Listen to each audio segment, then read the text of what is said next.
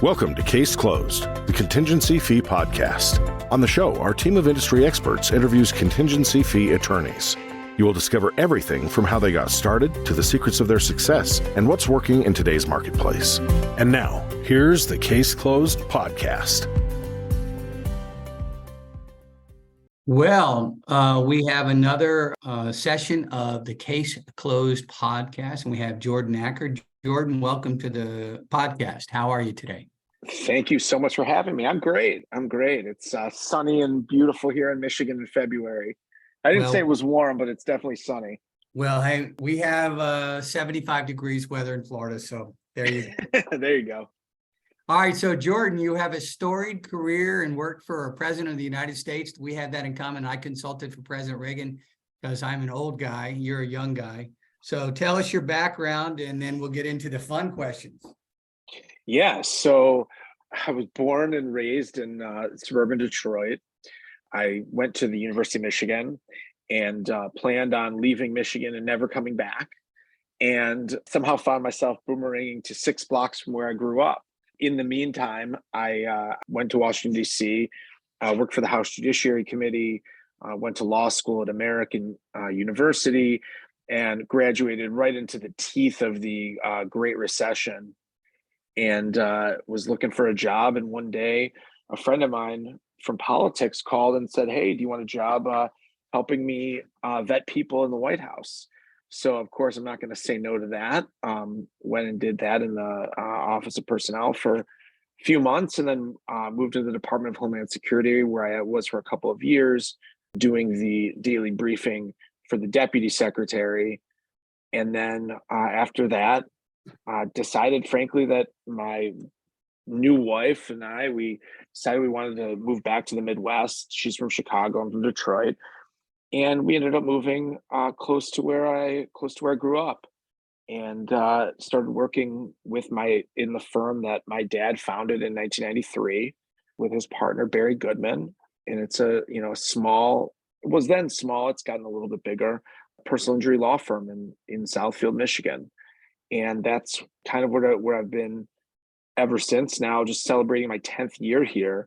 And, I've done a lot of different things from practicing to handling all of the firm's business development.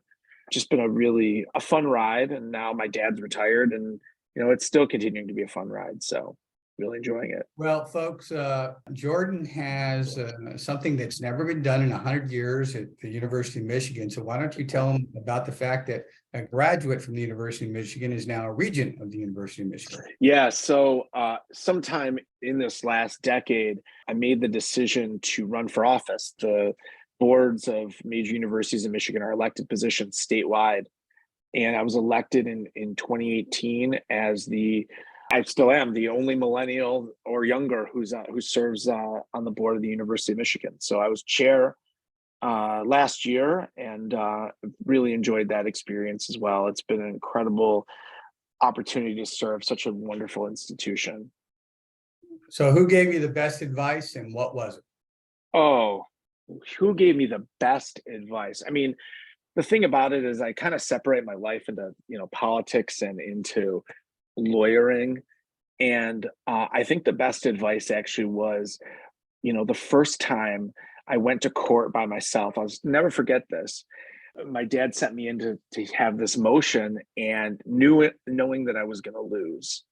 And I went out and I said, "Oh, I can't do this. This is awful. I lost. I'm so sorry. I let the firm down." And he laughed and he said, "Look, everybody loses motions all the time. You just got the person who's the best lawyer isn't the person who has lost emotions, the person who gets up and learns from it for the next one." And I think that's still the important advice that I live by. So family man, and your wife is your college sweetheart, correct? Yes. Yep. So we met my senior year. Got the picture? Do I have a picture of her? I don't. She's gonna be terrible. Oh my God, man! Well, I'm in the process. Edit this out. I know. Well, I'm in the process of moving offices. So my dad retired, and I moved actually into his office. So yes, it's funny. I have multiple Michigan-related stuff, but and a picture of my daughters of our daughters, but no, there's no picture of my wife up. There was in my old office, but it's not, they haven't come in to put everything up yet. So it is around somewhere. I don't hide her. What's your most famous case? My most famous case. So part of the thing that's great about this firm is that we have a political law department that we have a former party chair who works here, and I've gotten to work on several of the cases that he's worked on over the last decade. I'm trying to think one specifically that I'm most proud of in that realm, whether it's increasing the minimum wage, whether it's protecting gay rights in Michigan. There's been a lot of, I can't think of anything specifically other than I'm incredibly proud of the work that we do in that area, because it has such an impact outside of just who our clients are. It affects pretty much everybody in the state. So what's the biggest verdict you've gotten? It's a great question. I'm going to tell you actually about my first one, just because it meant so much to me. I already read about it in your website, so tell everyone. So I love it because it was so silly. I had an insurance adjuster who had just convinced herself that I was representing a medical provider, and they're convinced that it was a duplicative service. It was an MRI, a single MRI, and this insurance adjuster would not let it go. And now, was it the biggest monetary verdict? No, I think the MRI itself went for about $3,500, but the judge awarded me $50,000 in attorney fees because it was so obviously ridiculous. And I was really proud of that, especially because for our firm, it was the third time beating the same adjuster in 1 year, which we really appreciated, that we were going to put her out of work ourselves. All right. So what is the biggest frustration you have as a practicing personal injury attorney? So number one, and it's actually not even a close call, and my friends are sick of hearing me say this, so I'm going to repeat it again. The lack of self-governance by lawyers is shameful. In Michigan, we have an attorney grievance commission that's supposed to regulate the way our practices work, but you have constant news stories about clear unethical behavior by attorneys, and nothing ever happens to it. And from my perspective, one of the things that makes our firm special is that we don't have to behave that way. We don't need a plane.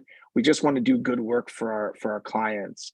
And to hear these stories and about clients are abused by other lawyers, they're put through the ringer and go to various medical providers. The federal judge said that one of our competitors engaged in blatant fraud. It's that kind of thing that makes you say, well, look, if we can't regulate ourselves, what good is anything else? We have to do a better job at regulating ourselves, including giving the Attorney Grievance Commission more teeth to go after attorneys who practice outside of good law. So what type of cases is the majority of your business? So are you talking about me personally or my firm? Your person. It's all about you today, Jordan, not the firm. Oh, okay. Well, I always go there. So my entire practice right now is representing medical providers, anywhere from small mom and pop doctor's offices all the way through hospitals. And I represent them in getting their bills paid in auto accident suits. So is it PIP? It's all PIP, yeah. Okay, but you don't do any personal injury. Well, those bills are all from the auto accident, so it's kind of a derivative suit of the patient themselves. I understand that. But you yourself don't handle PI cases. No. Firm. Yes, yeah. I'm the only one in the firm that does not. Everybody else does a mix. Your state and my state are one of the I think 12 left that have PIP. Yeah, no, that's right. And Michigan actually had unlimited PIP up through July of 2021. It was needed to be reformed. I'm not convinced that the reforms are the best yet, but clearly there were abuses in the system, frankly, mostly by medical providers, not lawyers, but there was such a gap and a loophole for people to bill millions of dollars in services that you'd hear these horror stories. And it needed to come under some regulation. When you get your fees, you get a multiplier? No, Not unless there's no multiplier, and I don't get attorney fees either unless I win at trial, which is so rare in this particular business just because it's a limited bill, right? The insurers know exactly how much they're paying, so they tend to So settle a you lot. yourself are an hourly rate attorney? No, I make my money the same way every other personal injury lawyer does. I get a percentage. But because they're bills, insurers are less likely to want to try them. And frankly, so a lot of my providers are diagnostic services. It's really hard to convince a jury that someone shouldn't get an MRI or an X-ray. I mean, it's just, you're trying to convince people of something they assume is just part Is of a the just deal. bill, yeah. Yeah, it's just like, well, why wouldn't that person get an MRI? I don't understand it. So they tend to settle a lot of those. Though I've had to try a few in the past. So you said you are the person in charge of biz dev for your PI firm? Yes. So tell everyone how you get business. So there's a lot of ways that we get business. The first way, obviously, is the old school word of mouth. That still works.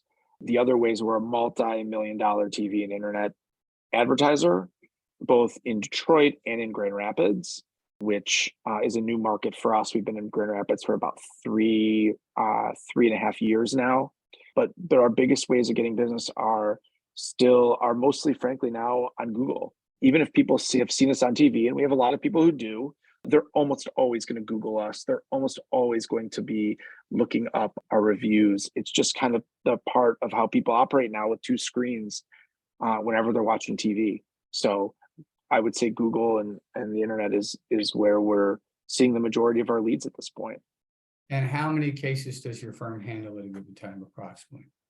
It's probably about 500 to 600 at a time, depending on what's going on. You don't do mass torts? We don't do mass torts internally. We partner with firms regularly to do mass torts, but we don't do those internally. Just the volume is too much, and we're still a relatively small law firm. I mean, we still only have 14 attorneys, which is a little different than some of the bigger firms. What would be a big firm in the Detroit area in the PI space? Oh, well, we have a couple competitors that have 50 attorneys apiece. We have competitors. It's a very competitive market. And even though the firms necessarily aren't, they're not 5,000 people or anything, there's still huge numbers of TV advertisements. And it leads to, hundreds of firms being fed down the road by these. We're in the land of Morgan & Morgan. I've known John for many years. So yeah. We're used to TV advertising. Thankfully, he's here, but not in nearly like he is in no Florida. Way. He'll be everywhere. That's John's plan, to be everywhere like he is in Florida. I'm sure it is. I like John a lot, but it's really hard. Detroit is actually a really hard market to break into when you're not from here. And we've seen large TV advertisers come here and then leave. Part of it is it's just such a provincial place that it's really hard to come in here sounding like you're not from here and not being from here and do well. That's just what we found in the past, even as John has, spent money here. So tell everyone why they should hire your firm, because I want to know. Yeah. So I think, for me, the biggest thing about this firm is the integrity that it brings. The one thing I learned about being in a family business is that when your name's on the door, you only have that one reputation. You only have it once. It's really hard to do this in this business if you don't keep that. You can't be fly by night. You can't be screwing people. It just doesn't work. And, I'm proud that the firm is celebrating our 30th anniversary this year. And part of the reason why we're able to do that is because even now, at least 30% of our clients comes from referrals from old clients. And it's frankly the biggest compliment we get. It's because our clients know that firms like ours don't really exist anymore. You're getting the personalized attention of the partners. That's something that you don't get anywhere else in town. And that's something that we're really proud of. And that's something that we've been able to cultivate over the last 30 years. Well, if you have a PI case in the Detroit, Michigan or Lansing, Michigan area, you need to reach out to Jordan and his firm. And this is another session of the Case Closed podcast. Thank you very much. Thank you for having me. Thank you for listening to another episode of Case Closed, the Contingency Fee podcast. We hope you enjoyed listening to this week's guests and their insight. If you liked what you heard, please consider subscribing wherever you listen to podcasts. Case Closed, the Contingency Fee podcast, is led by industry experts who unlock insights from the nation's top contingency fee attorneys. Each week on the show, the guests share how they got started, secrets of their success, and what's working in today's marketplace. Guests on the Case Closed podcast include successful contingency fee attorneys that will share their secrets so you can close more cases. Tune in each week for a dynamic conversation about winning legal strategies that will grow your business.